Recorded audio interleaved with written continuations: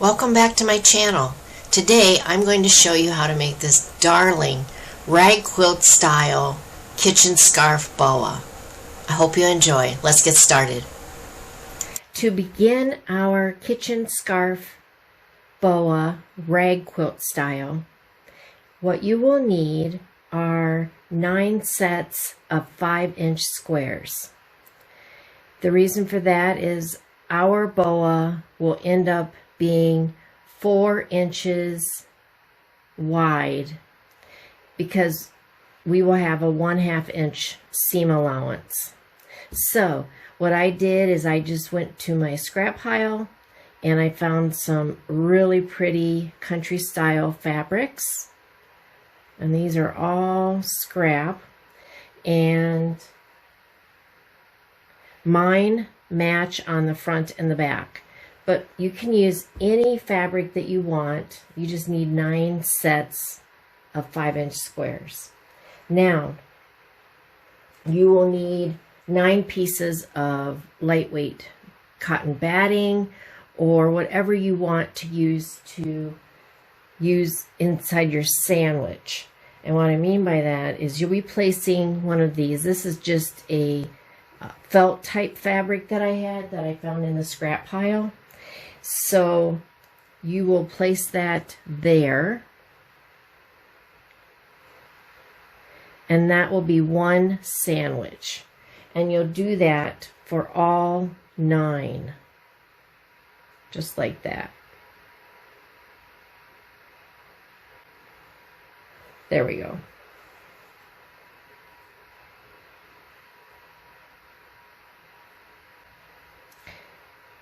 So we will do that. Once we have the sandwiches made, then I'll show you the next step. Those are for the sandwiches. Then you will need some scissors, an iron and ironing board, a square or whatever you're using to cut. This was nice. It's called the Easy Square Junior.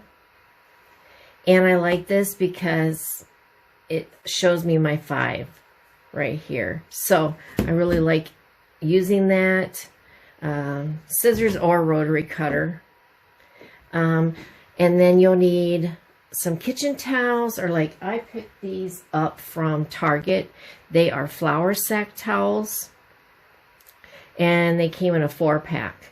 So you would get 4 kitchen scarves out of a 4-pack. And what we're going to do with that is they already have a seam. So they have a seam on 3 sides if I cut this. So we're going to cut along the top, and that will give us our 2 towels.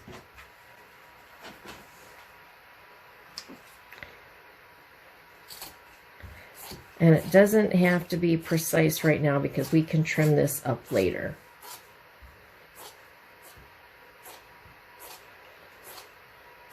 I'm just going to cut along there. And we attach this to our kitchen scarf. This raw edge will be hidden. And that will leave us with nice edges already made that we don't have to make. So we will put those aside, and that's about all you will need. So next we'll get set up to do some sewing.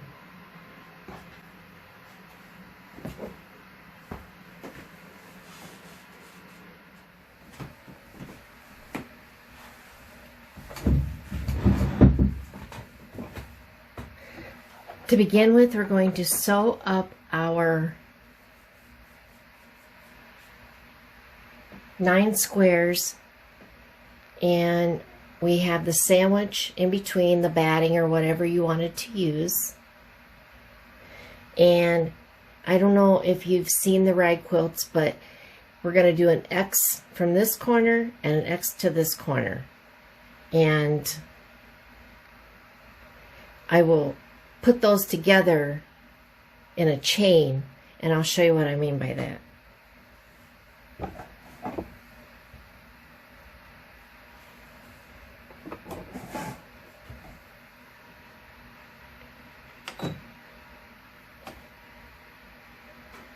And if you want to draw a line, you could draw a line. It's completely up to you.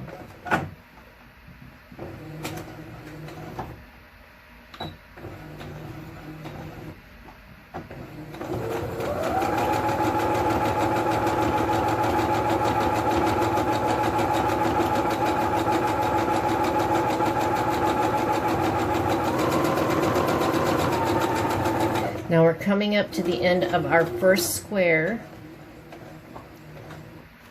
I'm just going to take my next square and put it right behind it. Make sure that these are all lined up. Doesn't have to be perfect because we're going to be snipping the edges anyway, but you don't want anything bulky. All right. We're ready for our next square.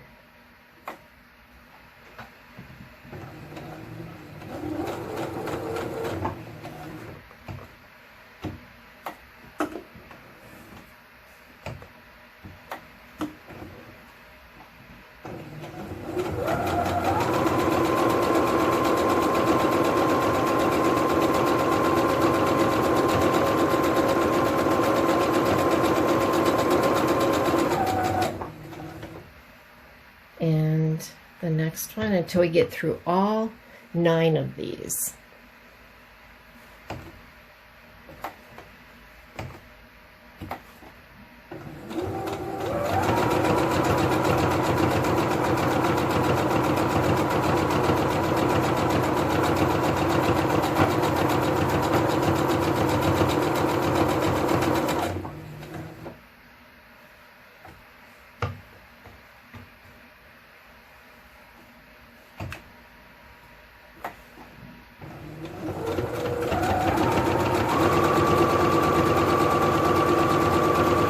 These make wonderful gifts for someone who loves to cook. They are so handy. You could add a hook to them and hang them in the kitchen. That would be so cute. Maybe we'll do that today. But they will have that raggy look that a rag quilt would have.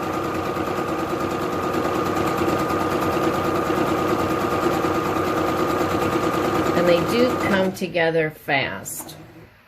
And it is a great scrap buster.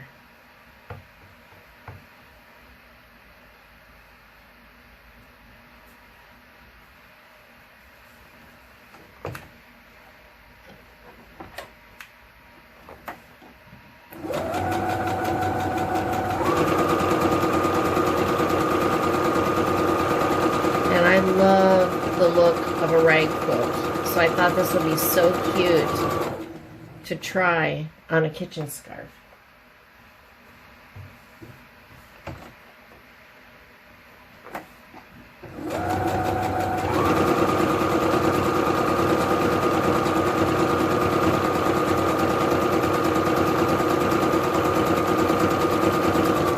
We live in Wisconsin and it gets quite cold. Even though you're cooking in the kitchen, it would be nice to have this lovely scarf keeping your neck warm while you're cooking, right?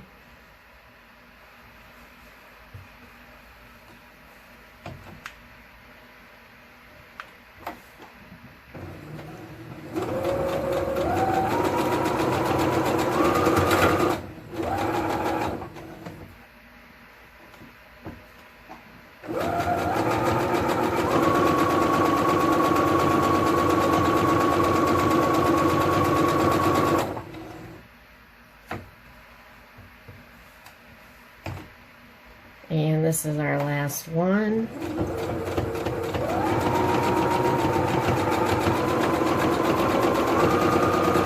This is a really pretty one. This is a rose pattern. These are all vintage fabrics.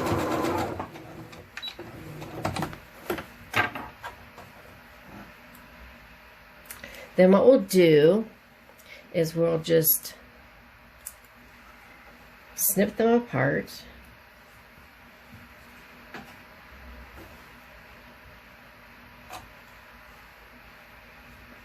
Cut any of our threads that we have.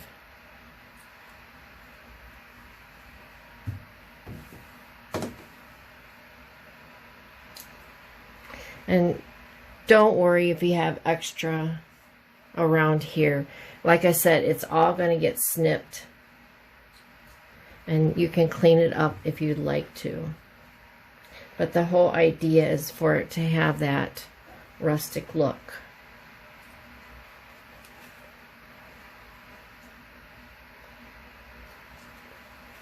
So what I'm going to do is I'm going to go through and sew this X, and then I'll be right back.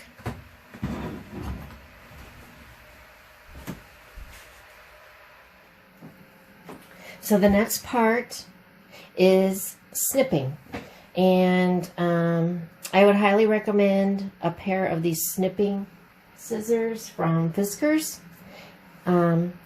And all you're going to do is you can start wherever you like.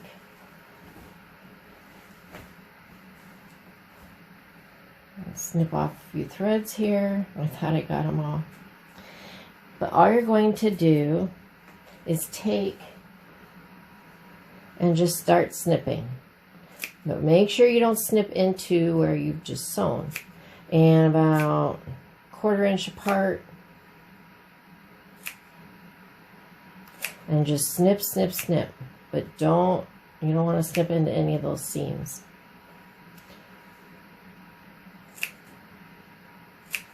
And just like that.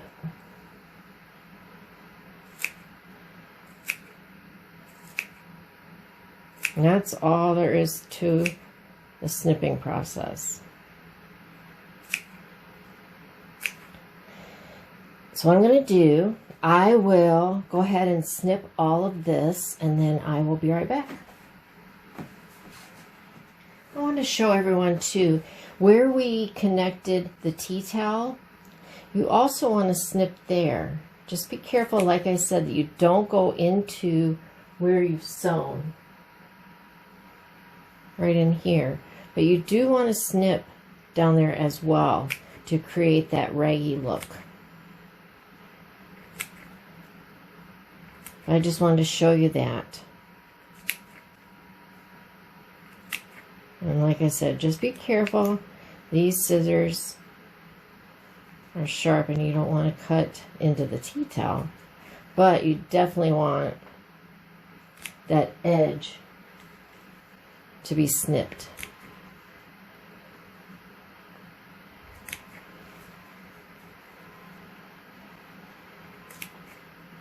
And this is a project you could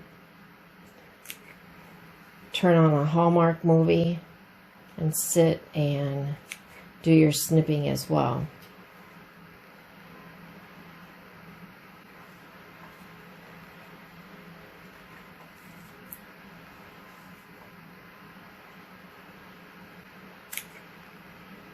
And then also the seam allowance along all the way up the edge, then you'll be snipping there as well.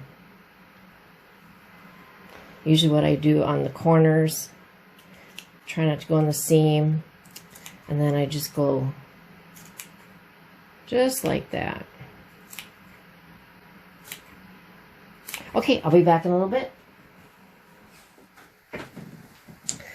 Okay, everyone, check it out.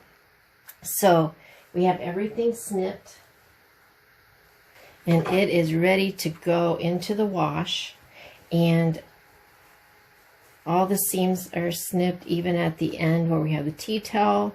And I did go in and add a 3rd row of stitching. I just want to make sure that this tea towel stays in there securely. So yeah, I can't wait to come back and show you how it turned out. So we're going to put it in the washer and toss it in the dryer. And keep in mind, you will want to be checking your lint trap on your dryer because there will be a lot of lint from this project in there because we did all this snipping. But I know that you'll just love how it turned out. So I will bring that to you when it is washed and dried. And after a few more washings and drying, then this fringe will be completely curled up. It'll be so cute. So anyway, as soon as that is done, I will come back and show you. Thanks, guys. This is how it turned out after one washing and one time in the dryer. And I think that this turned out so adorable. Let me know what you think in the comments, and if you have questions, just let me know and I will answer them. I hope that you enjoyed the video and that maybe you'll make one for someone or make one for yourself. Thanks for watching, everyone.